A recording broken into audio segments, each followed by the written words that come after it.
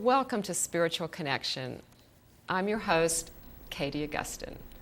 So I'm a transformation coach, I'm an energy healer, I'm a shamanic practitioner, and I'm the spiritual head of Transformation Center CT, which is located in Westport, Connecticut.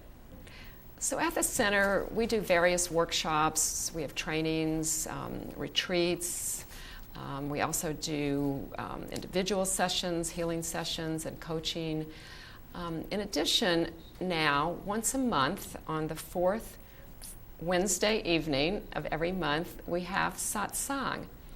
And that is Sanskrit for in the company of the truth. So in these evenings, which is really just an hour, is 7:30 to 8:30, it's really a chance to spend time with yourself.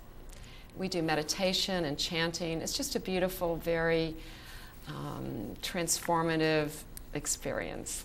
So we hope you'll come to one of those or any other things that we offer throughout the year. So our Spiritual Connection show is really about connecting with each other, as well as connecting with our own spiritual natures more fully.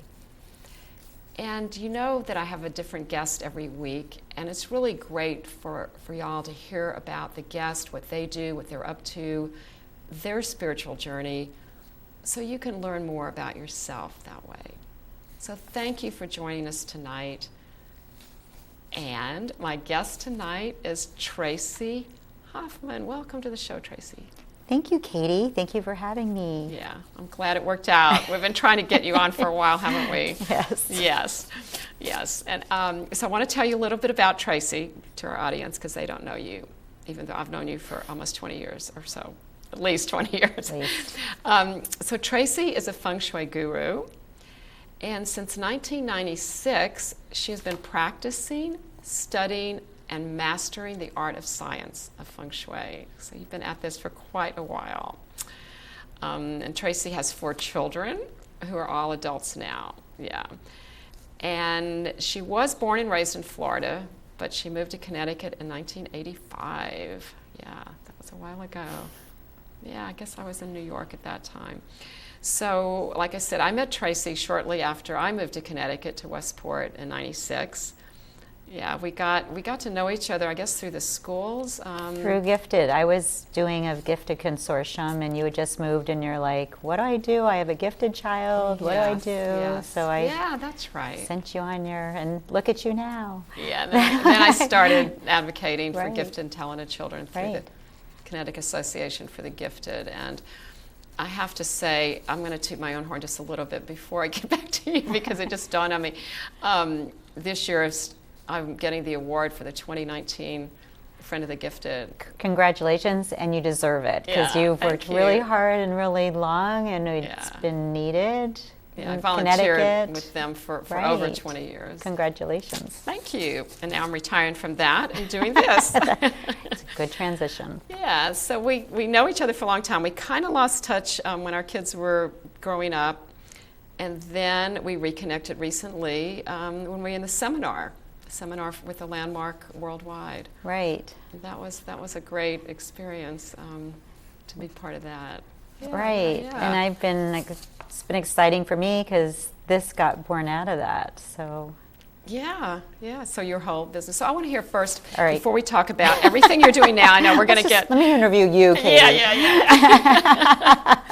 Right. So, but I really, I always ask my guests, the first thing is, tell us about your spiritual journey, how you got to where you are now. Well, this is exciting, because as much as we've known each other in different areas, we've never had this conversation. So it's really a great opportunity. I love to share that, and I don't share this with very many people. But I have to say, I was born. I was born knowing. I actually do believe that we do have contracts when we come in, that there is a purpose to our lives, and sometimes people know it sooner, sometimes later. And I do, I had taken acting, and we were doing a guided meditation, a visualization. It was back when Shakti Gawain was the only person. This is I'm dating myself, but I've been around this work over 20 years. For a long time I've been doing this. And I was doing a meditation, guided meditation, said experience being in a hospital. The only time that I had ever been in a hospital was giving birth to my children, which were wonderful experiences. Then all of a sudden it turned to terror and fear. And I'm adopted, so I realized I was experiencing my birth, like terror and fear.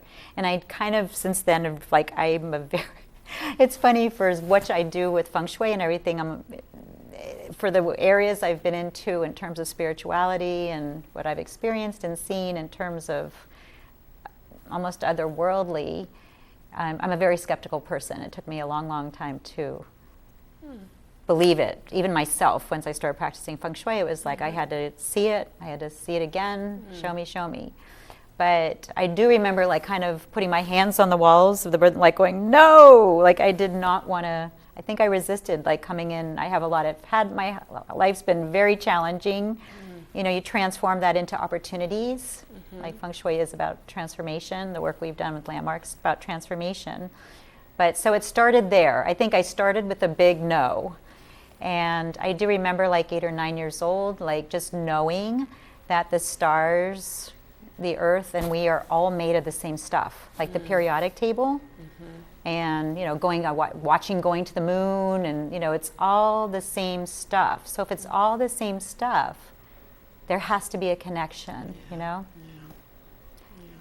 And then I forgot after 9 o'clock, after being 9 years old, then there was a long period I forgot. Right. And well, that's what happens, I think, to all of us, is the world, you know, we just get part of the other part of the world, you know, the material world, the cultural. Right, life happens, people tell you, parents, teachers start telling you like the way things are, not like you know it. You kind of lose that sense of knowing because you're in school and you're absorbing knowledge, spitting out knowledge. Parents are telling, you know, you're getting your beliefs and your value systems from there, and you know, culture, advertising, TV, you know, it's so many different places. So I think you're right. I think we kind of go dormant for a while. And then in my 30s, I was working at a store. I became an accountant, and I was working at a bookkeeping. I was doing bookkeeping at a store in South Norwalk. That the woman had come. She was importing things from Bali. And the girl who was the other sales girl, they would talk about all these like spiritual things. I didn't know. So then I started studying. I somehow started asking questions and wondering and starting to remember. I started taking acting. I took acting classes. So I was like opening myself up for experience, like emotions. And I had to get a headshot. So the photographer, I went to get a headshot. She was in Westport. And she was talking to the makeup artist that she was going someplace for the summer. And she had to wear white and whatever. And I just sat there and listened. It's like, all right. Next year I came about same time to get my headshot next year because I looked so much different. And same conversation. She was going away. So I finally said, where are you going? What are you doing? And she was telling me about there was an ashram up in South Fallsburg in the Catskills. And she goes and meditates and learns to chant and all that. And I'm like, wow, I'm really interested. So like some months later in the fall, there was a program that was being a satellite program. For some reason, it happened to be at the Westport Women's Club that they were satelliting the program in. So I attended. Oh, wow, that's cool.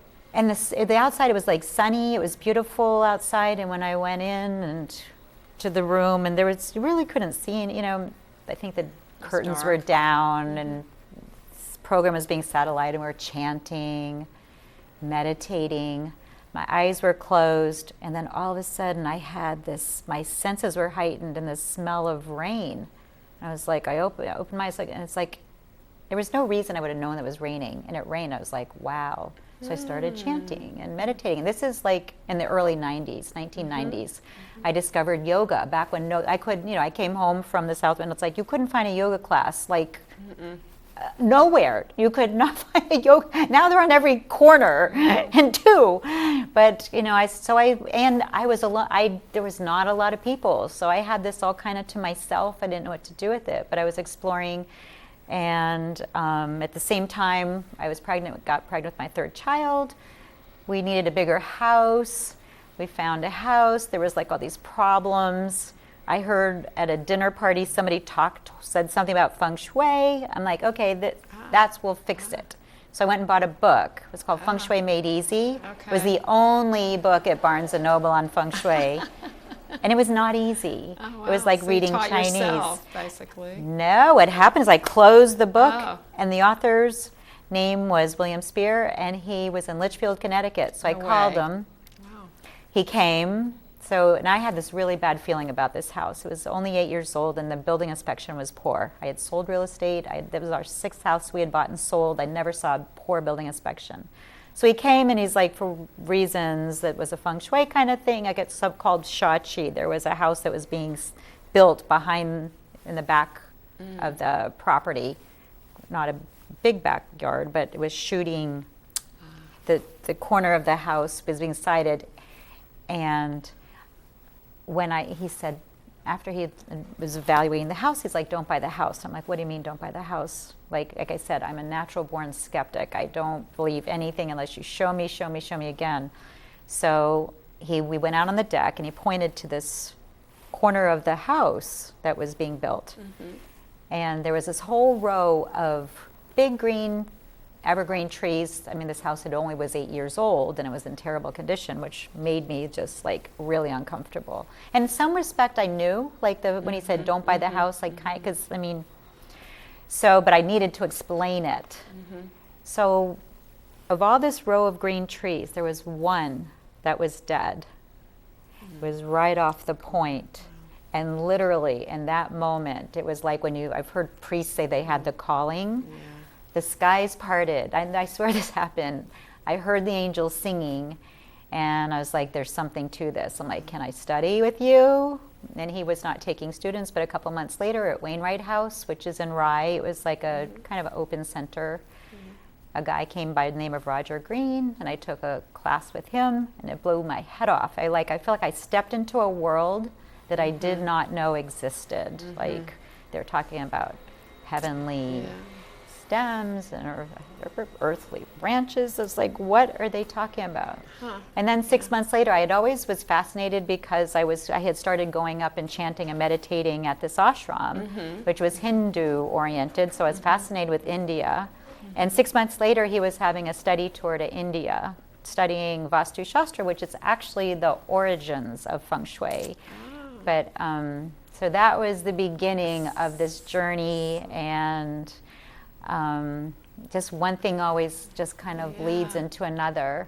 I came back, and then it was like, what are you going to do with it? And people started asking me, a couple, like, will you do a consultation for me?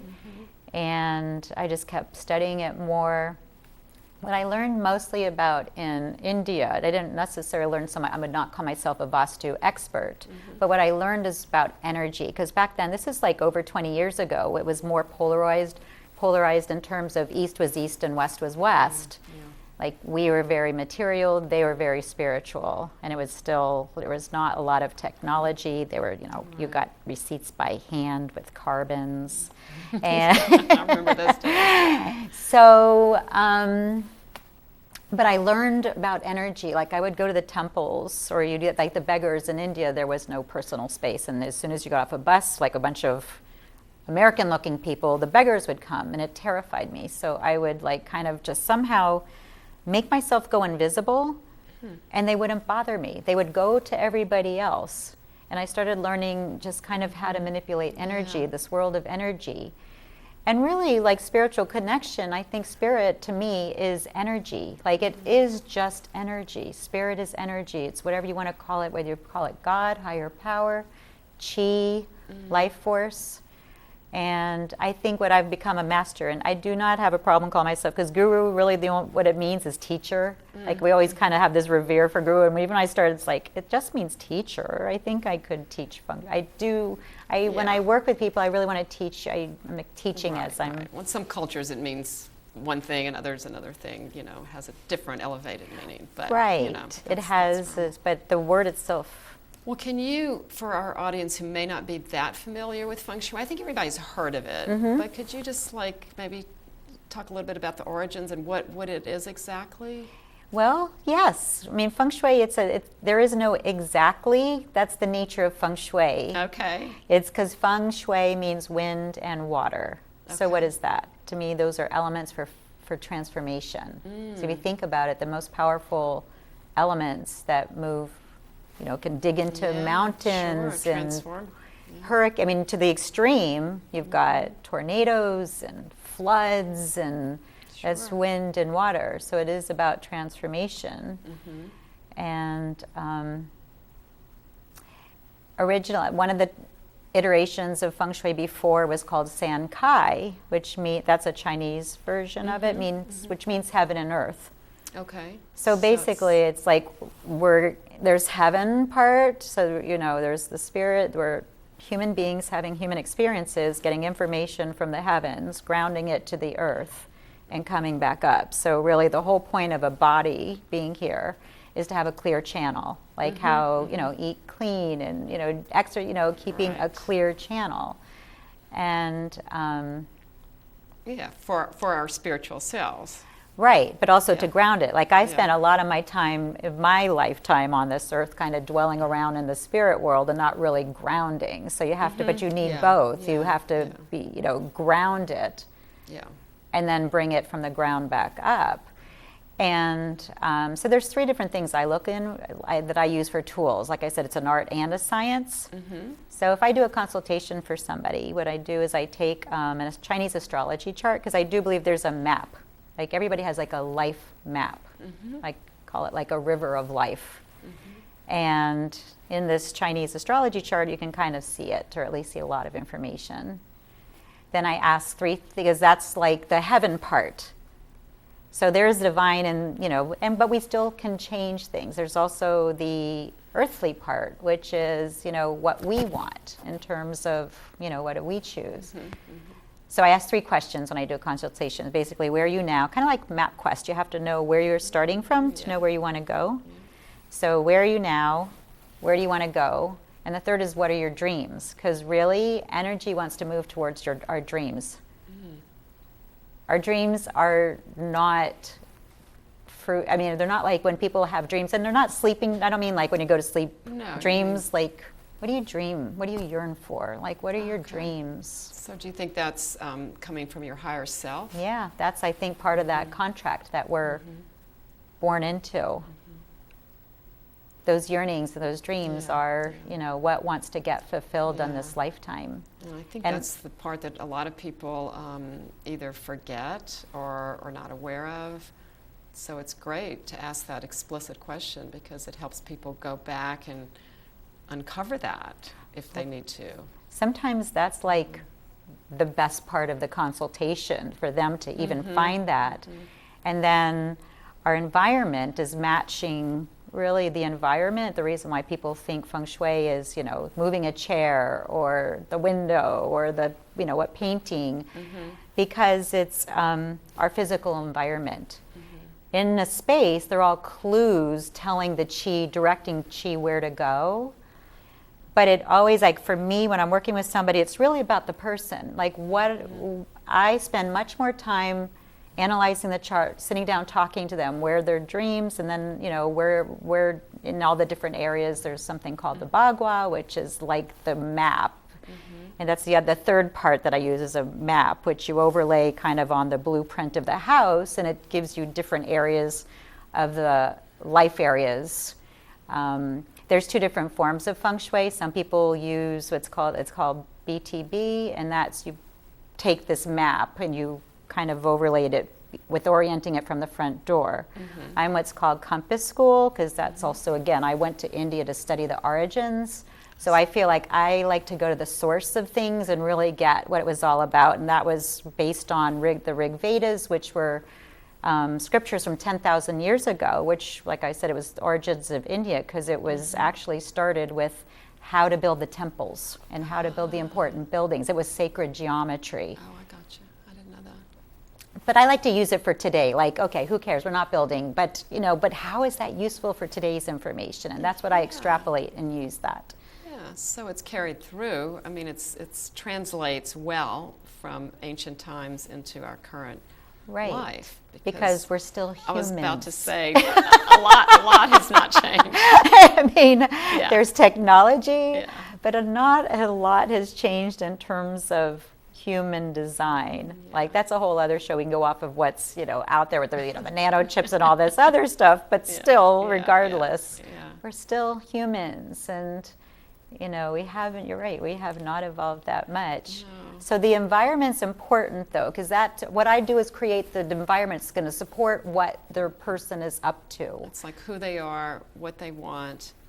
What are their dreams. And then what their dreams are. Right, and the house. There's also what the house, because the house has a birth map, has its birth own chart. Energy. Yes, as well. Each place has its own energy. It's kind of like, how there's always that restaurant that's always the kiss of death restaurant, because and unless the energy, there's always that location. Yeah.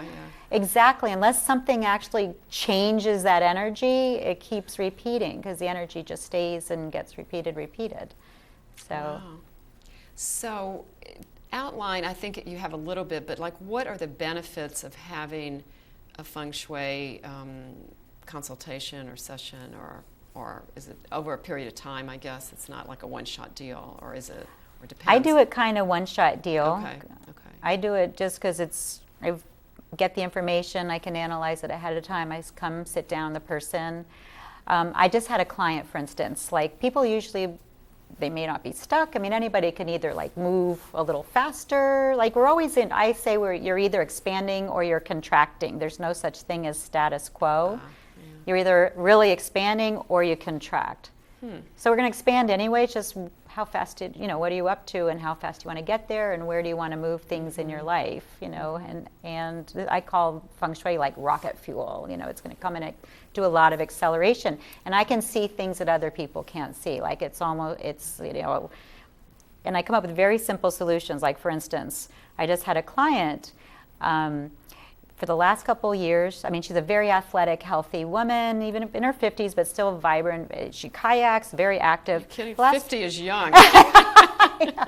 In the last couple of years, she keeps having foot issues, falling, surgery on her, so she calls me in because there is the myth, or whatever, it may be real, but she had a stairs right in front of her doors. Everybody's very concerned about that, because in all the books they say don't have stairs right in front of your door. So what happens is, what happens with that is the energy you mean interior stairs? Yeah, when you open the door, door, the front door of the house. Open the door, and some of the older a lot of them do. Yeah, they go up. Literally, there's a stairs going up. So unless you do something else, that energy will go straight up the stairs. And she was very concerned about that. So she brought me in, and she was like, now the other funny thing is I had to try to figure, one of the things that when I'm figuring out the birth chart of the house, I have to know what the direction is, the compass direction of where the energy is coming from, and the year the house was built.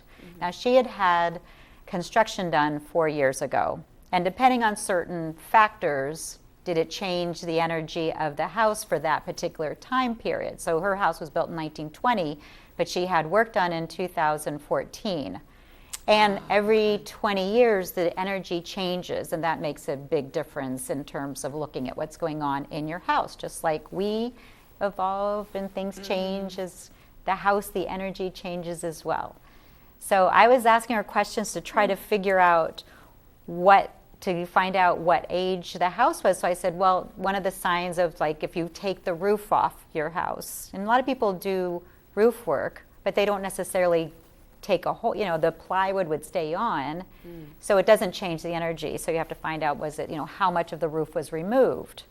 Because otherwise if it's open to the cosmos, then it changes it. If it doesn't, it still stays the same. So I'm asking her these questions. She goes, no, nothing happened for the roof, but she lives down by the beach. We had to jack up the floor. We raised the floor. So I'm like, well, how far did you take it down? The studs, how much, was all, then I'm trying to think about it. And I'm like, oh, the house lost its footings. Wow. Feng Shui is very literal. When I usually find these, it's clue finding. It's really fun. I love doing it. But I also love the results of what happens. So I was like, oh my gosh, the house was not settled. The house lost its footings, and you've lost your footing. Plus, for as afraid as she was about having that energy go up the stairs, she posted pictures. She was arranged pictures, family pictures that a lot of people do on the stairways, but hers literally was in the shape of an arrow, like, go upstairs. And she had nothing to pull your eye into the ground floor or the new ground floor. So there was nothing being grounded.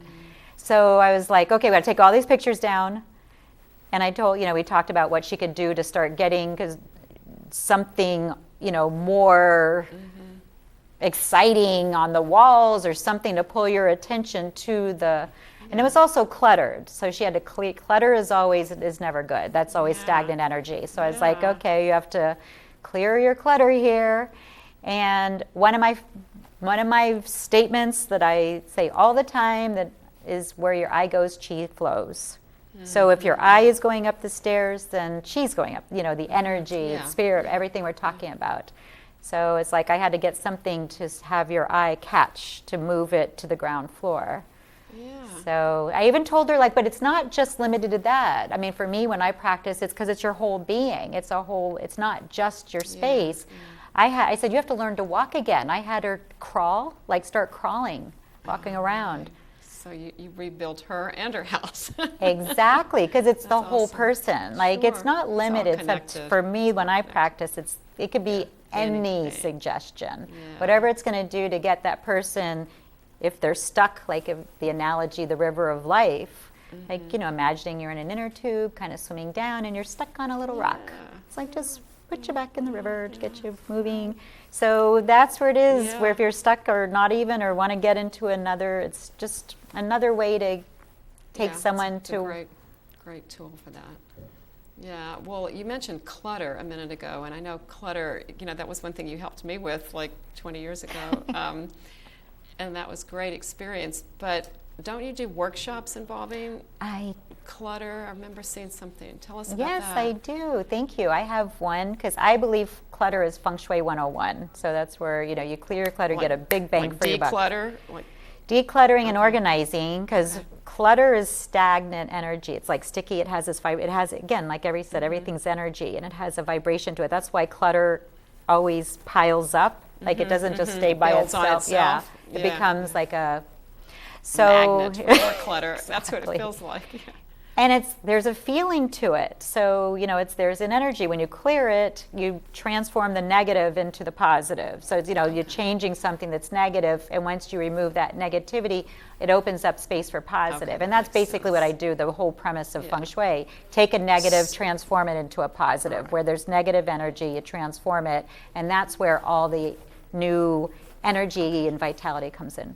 Awesome. Well, we're going to have to wrap up in a second. Oh, so anyway, I'm doing a workshop in Westport called What Are You Holding On To? June 13th, 20th, 27th. Okay, it's a three-part. It's a three-part. It's at Root Salon. And it's posted on my Instagram, which is At Home Around Our World. Yeah, we had the graphic on the screen. So. And my Facebook is Tracy Boyce Feng Shui. Great, Tracy. Thank you so much for being here tonight. I learned a lot about Feng Shui and everything you do. It's just, it totally makes sense. And I love the way you say that you need the evidence, to make sure that's what's going on, and it's working. So that's awesome. Yeah, well, thank you very much. Yeah, it's a pleasure. And thank you to our audience for being here tonight on this episode of Spiritual Connection with Tracy Hoffman, and I'm your host, Katie Augustyn. Please join us on the next episode. Good night and blessings. Thank you for being here. Yeah. Thank you, Katie. This was